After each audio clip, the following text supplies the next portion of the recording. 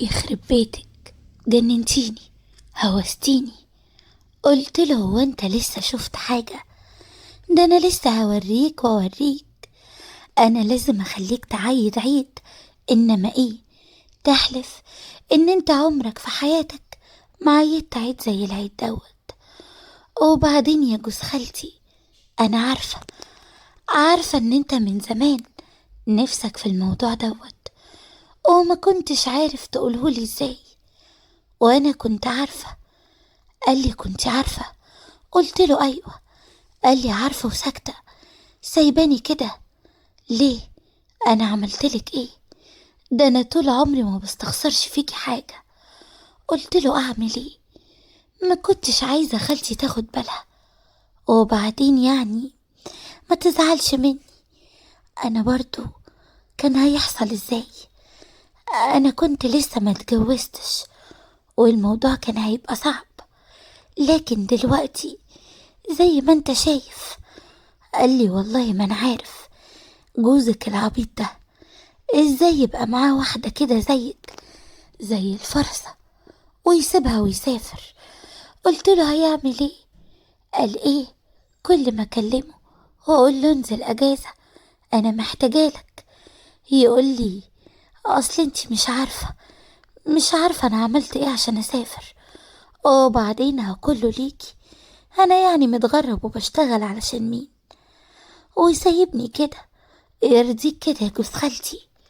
قال لي وانا بقى هكون العوض ليكي، هنسيكي اسمك، هخليكي تحلفي انك عمرك في حياتك ما اتجوزتي، واول جوازك هيكون معايا انا. وفعلا اللي عمله معايا جوز خالتي ما اقولكوش عليه، لكن انا لازم احكي لكم. ما انا جايه النهارده بصراحه كده عشان احكي.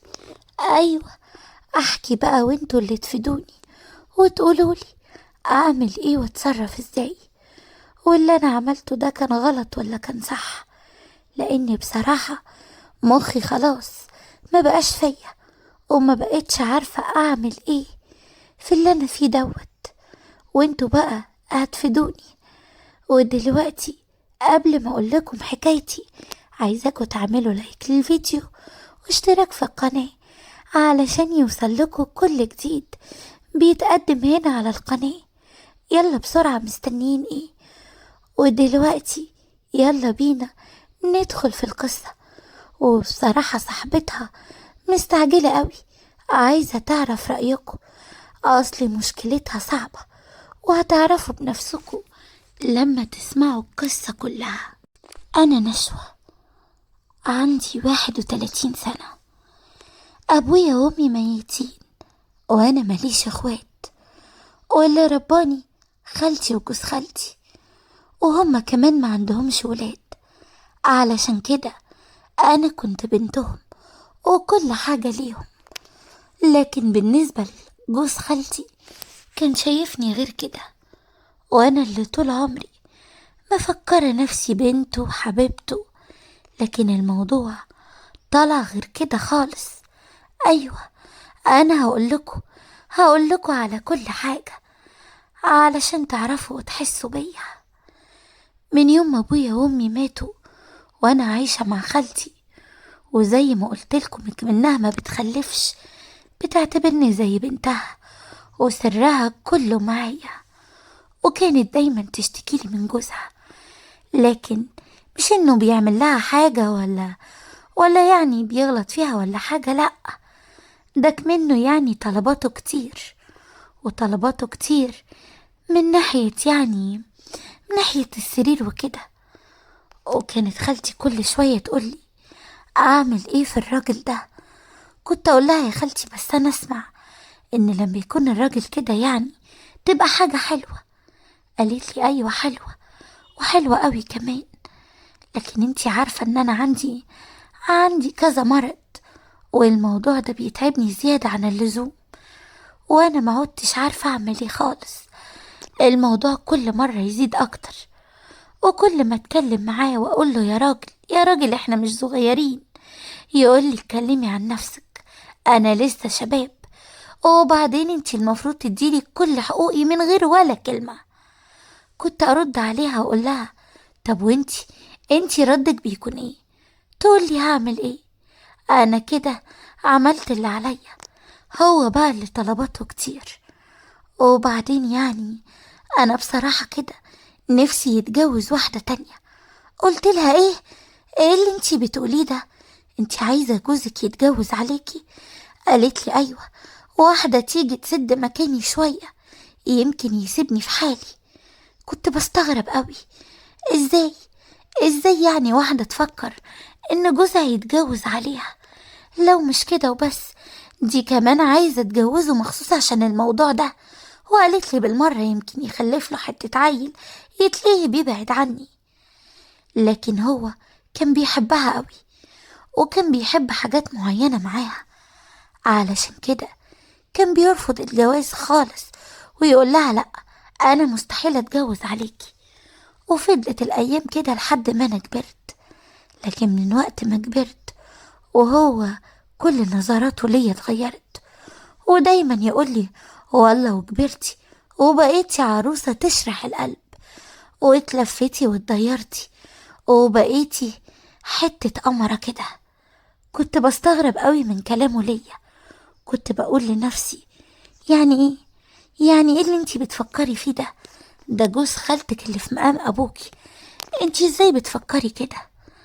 وكنت طول الوقت اكدب احساسي، لحد ما في يوم هو بنفسه صارحني.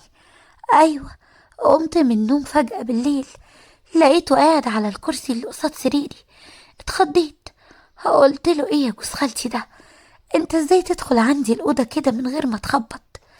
قال لي وانا غريب عنك ولا ايه؟ قلت له مش غريب ولا حاجة، بس يعني انا ما اعرفش ان انت هنا، والمفروض كنت تقولي او حتى تخبط على الباب.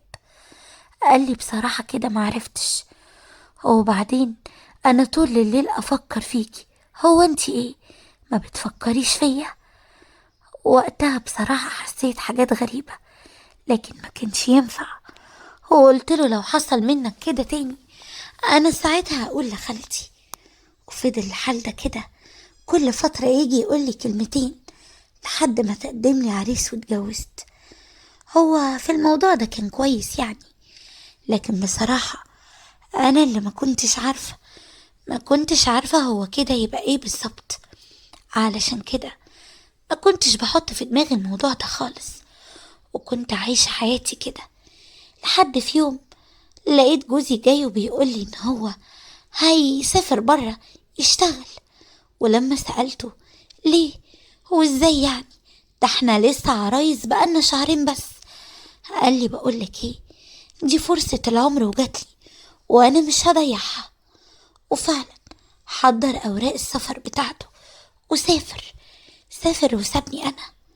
وكل فترة كنت اكلمه اشتكيله واقول له انا مش هينفع افضل كده لوحدي، انت لازم تتصرف. كان يرد ويقول لي معلش اصبري كام شهر وانزلك في الاجازة. لكن طبعا ولا كان بينزل ولا اي حاجة، وافضل انا كده على امل ان هو هيجي، وفي الاخر ما يجيش، وانا ما كنتش عارفة اعمل ايه. وفضل الحال ده كده لحد ما هو في يوم كلمني وقال لي انه مش هيعرف ينزل اجازة السنة دي.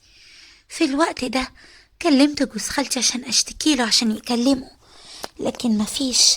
بعديها بكام يوم لقيت جوز خالتي جايلي وبيقولي ان هو ممكن يعني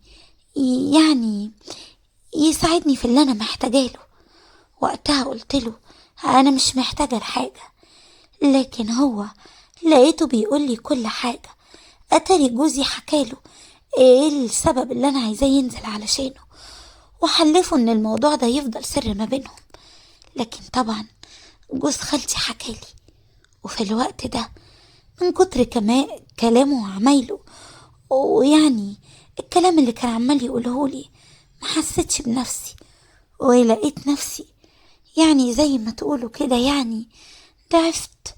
ولكن بصراحة اللي حصل نساني ان انا اتجوزت قبل كده. ايوه، زي ما بقولكوا جوز خالتي كان ولا كأنه شاب في عمر العشرينات، وخلاني احلف ان مفيش راجل زيه في الدنيا. ومن يومها من يومها وانا كل يوم جوز خالتي لازم يعني يظبط لي دنيتي. ده حتى في الأعياد لازم يجي ويديني العيدية بتاعتي. وما أقولكوش بقى على العيدية وإيه اللي بيحصل فيها بالظبط. أنا بصراحة ما كنتش مصدقة نفسي، لكن برضه أنا صعبان عليا خالتي ومش عارفة أعمل إيه. علشان كده حكيت لكم قصتي.